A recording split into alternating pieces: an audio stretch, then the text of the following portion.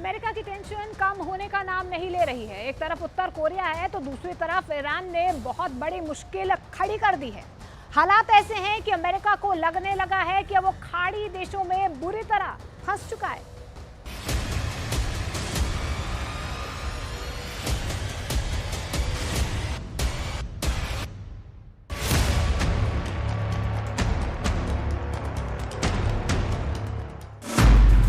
America और Iran के बीच तनाव का नया अध्याय शुरू हो चुका है।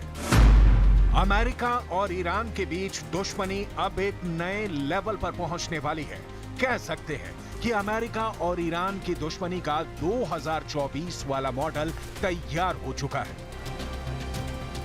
फारस की खाड़ी में इस वक्त तनाव बहुत ज्यादा है, क्योंकि ईरान ने जो दावा किया है उसके बाद पश्चिमी देशों के साथ ईरान की दुश्मनी अब डबल हो सकती है। ईरान ने 2 विदेशी तेल टैंकरों को अपने कब्जे में कर लिया है। इनमें 15 लाख लीटर तेल भरा है। दोनों तेल टैंकर स्टीवन और क्राउन ये पनामा और तंजानिया के झंडों के साथ ऑपरेट कर रहे थे। लेकिन तेल किसका है और किस देश तेल ले जाया जा रहा है, इसके बारे में ईरान का दावा है कि ये तेल तस्करी करके ले जाया जा रहा था। इस खबर से ईरान और पश्चिमी देशों, खासकर अमेरिका और नाटो से तनाव इसलिए फैलेगा क्योंकि फारस की खाड़ी में ईरान की नौसेना अब पूरे दबदबे के साथ ऑपरेट कर रही है। अमेरिका इसे ईरान की दादागिरी कहता है। ईरान कहता है कि अमेरिका उसके इलाके में दखल दे रहा है। कुल मिलाकर ईरान बनाम अमेरिका का ये ऐसा 100 डिग्री वाला तापमान है जिसकी वजह से पूरा पश्चिम एशिया उबाल खा रहा है। इसके पहले अमेरिका दावा कर चुका है कि फारस की खाड़ी में ईरान के ऐसे ही 2 हमलों को नाकाम कर चुका है। ये ब्लैक एंड व्हाइट वीडियो है। इस वीडियो को एक ड्रोन ने रिकॉर्ड किया है। इस वीडियो में ईरान और अमेरिका के बीच दुश्मनी को समझा जा सकता है। इस वीडियो में तेल का एक बड़ा टैंकर है। पहले इस जहाज के पीछे 2 फास्ट बोट आती हैं, उसका पीछा करती हैं। फिर अचानक इन फास्ट बोट्स की तादाद 10 हो जाती है। गिन लीजिए, 1 2 3 4 5 6 7 8 9 और आगे से इस शिप को घेरने की कोशिश करने वाली ये 10वीं फास्ट बोट। ये ईरान के रिवॉल्यूशनरी गार्ड्स की फास्ट बोट है और ये फारस की खाड़ी में ऐसे ही एक्टिव रहती है। ईरान पर जब भी अमेरिका का दबाव बढ़ता है वो प्रेशर का जवाब इस समुद्री इलाके में डबल प्रेशर से देता है और फिर टारगेट पर वो जहाज होते हैं जो अमेरिका से किसी भी नाते से जुड़े हुए हो। इस इलाके में ऐसा होता रहता है, ऐसा आए दिन होता रहता है। ईरान अपने समंदर में दखल बर्दाश्त नहीं करता और फौरन कार्रवाई करता है। जब भी कोई शिप उसके हिस्से वाले समंदर में दाखिल होता है तो ईरान फास्ट बोट से लेकर हेलीकॉप्टर तक तैनात करता है। अगर कमांडो एक्शन की नौबत आए तो ईरान उससे भी पीछे नहीं हटता। यही वजह है कि अब ईरान की कार्रवाई को अमेरिका के लिए बड़ी धमकी के तौर पर देखा जा रहा है। अमेरिका की नौसेना दुनिया के इस हिस्से में बहुत सक्रिय है और उसका आए दिन ईरान की नेवी से भी इनकाउंटर होता रहता है। अमेरिका ने अपनी नौसेना को पर्शियन गल्फ के इलाके में तैनात किया हुआ है और यहाँ उसके कई जंगी जहाज कतर और संयुक्त अरब अमीरात के बेस की तरफ आते जाते रहते हैं।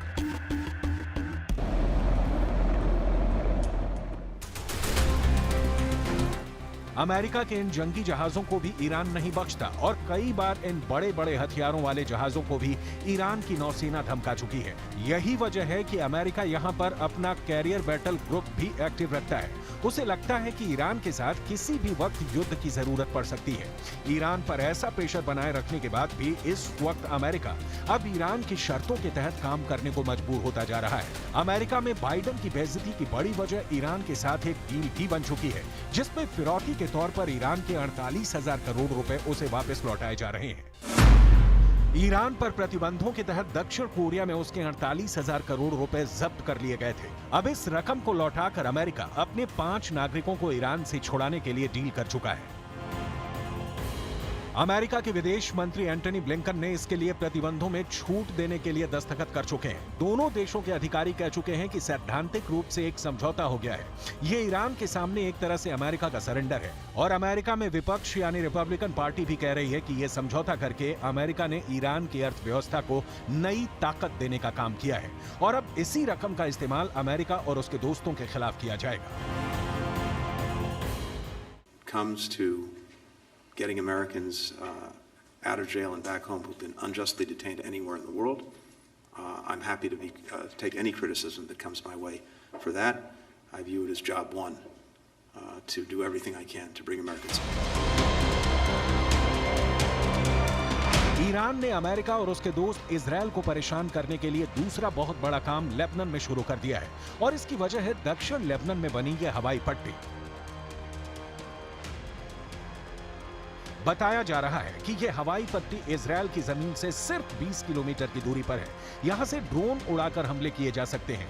इजरायल अब इसे अपनी सुरक्षा के लिए बड़ा खतरा मान रहा है।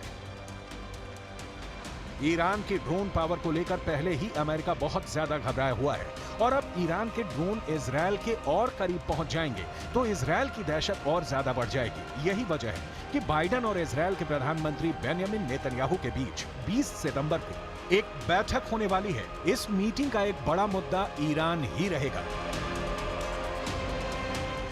President Biden will sit down with Prime Minister Benjamin Netanyahu of Israel to discuss a range of bilateral and regional issues focused on the shared democratic values between the United States and Israel and a vision for a more stable and prosperous and integrated region, as well as to compare notes on effectively countering and deterring Iran.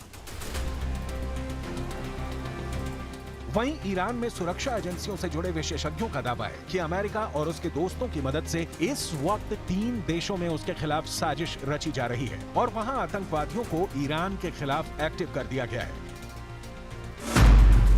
इसमें Europe का देश Albania है, इसमें Iraq शामिल है और इसमें पाकिस्तान का वो इलाका भी है जिससे ईरान की सरहद लगती है। इन तीनों देशों में ईरान के खिलाफ आतंकवादियों को मदद तेज कर दी गई है। معلومات اطلاعاتی ما به ما میگه که در آمریکا یک مجموعه ای رو درست کرده است دولت آمریکا. اسم این مجموعه گروه بحران است. گروه بحران کارش چیه؟ مأموریت این گروه بحران سازی است تو کشورها از جمله در کشور ما. این مأموریت این گروهه که بحران سازی کنن.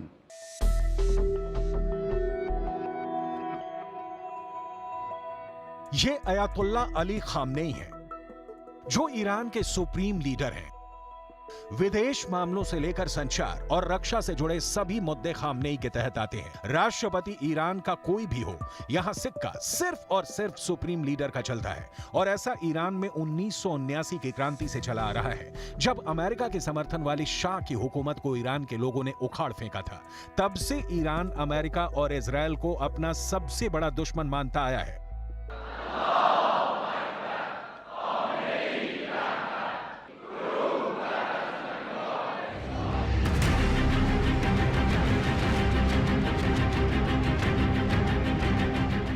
ईरान अब अमेरिका के साथ दुश्मनी को नए तरीके से भुनाना चाहता है। इसकी ईरान में घरेलू वजह भी है और इलाकाई वजह भी, क्योंकि इजरायल अब भी ईरान के लिए सबसे बड़ी क्षेत्रीय चुनौती बना हुआ है।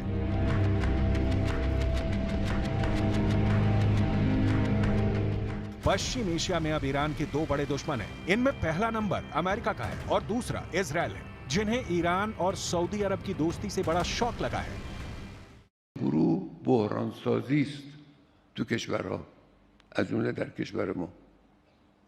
این مأموریت این گروهه که بحران سازی کنن، بگردن نقاطی را که به نظر اونها موجب می شود در کشور بحران به وجود بیاد، این نقاط رو پیدا کنن و این نقاط رو تحریک کنن. این مأموریت این گروه بحران آمریکا. ईरान अब अमेरिका को इस इलाके में बर्दाश्त नहीं करना चाहता, क्योंकि उसे लगता है कि अमेरिका खाड़ी के आसपास अपने अड्डों से उस पर नजर रखता है और वो कभी भी ईरान के न्यूक्लियर अड्डों पर हमला कर सकता है। ऐसा इसलिए क्योंकि खाड़ी देशों में अमेरिका के जितने भी अड्डे हैं, वहां उसके बहुत ही खतरनाक हथियार तैनात रहते हैं।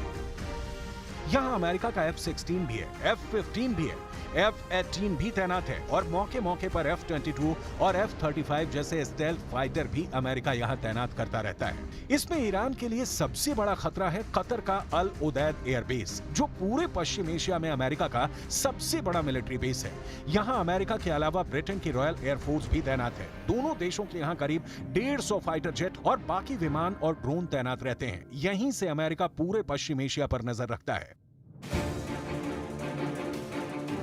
अमेरिका की ऐसी ताकत का ईरान सीधे सीधे मुकाबला नहीं कर सकता, लेकिन अब वो अपनी ड्रोन वाली ताकत दिखाकर खाड़ी के इलाकों में अमेरिका को चैलेंज कर रहा है। दरअसल ईरान की समुद्री सीमा के करीब स्ट्रेट ऑफ हॉर्मूज का इलाका है। 2019 के बाद से शिपिंग लेन को लेकर अमेरिका और ईरान के बीच काफी तनाव बढ़ा है और अब यहां अमेरिका और ईरान का आमना सामना करीब करीब रोज की बात है। ईरान की कमांडो टुकड़ियां अमेरिका और यूरोप के जहाजों को लेकर बहुत मुस्तैद रहती हैं और जब भी किसी को अपने इलाके में देखते हैं तो हर तरह के ऑपरेशन लॉन्च करने के लिए तैयार रहते हैं। इसीलिए इजराइल से पहले उसने अमेरिका के फौजी अड्डों को अपने टारगेट पर ले लिया है। अब ऐसा क्यों है, उसे समझिए। ईरान के आसपास अमेरिकी सेना के कई मिलिट्री बेस हैं और इनमें कुल 40,000 से ज्यादा अमेरिकी सैनिक तैनात हैं। इसमें कुवैत में 10 सैन्य अड्डे हैं और यहाँ अमेरिका के 13,000 से ज्यादा सैनिक हैं। बहरीन में अमेरिका ने 12 अड्डे बनाए हैं और यहाँ उसके 3,700 से ज्यादा फौजी तैनात हैं। सऊदी अरब में अमेरिका के 10 मिलिट्री बेस हैं और यहाँ 3,000 अमेरिकी सैनिक तैनात हैं। ओमान में अमेरिका के 6 अड्डे हैं और यहाँ उसके 600 सैनिक तैनात हैं। संयुक्त अरब अमीरात में अमेरिका के 3 अड्डे हैं और यहाँ उसके 5,000 सैनिक तैनात हैं। कतर में अमेरिका का सबसे बड़ा मिलिट्री बेस है और यहाँ 13,000 अमेरिकी सैनिक रखे गए हैं। ये वो देश हैं जहाँ से ईरान बहुत ज्यादा करीब है। इन्हीं अड्डों को बचाने के लिए अमेरिका की नौसेना इस इलाके में अपनी मौजूदगी हमेशा रखती है। उसके एयरक्राफ्ट कैरियर से लेकर पनडुब्बियां और बड़े बड़े जहाज यहां से गुजरते हैं। एक तरह से ये ईरान को चैलेंज के तौर पर पेश किए जाते हैं ताकि खाड़ी देशों में अमेरिका के जितने भी अड्डे हैं वहां ईरान हमले की कोशिश करने का ख्याल भी दिमाग से निकाल दे। और यही प्रेशर ईरान के परमाणु कार्यक्रम को लेकर भी हमेशा बनाया गया है।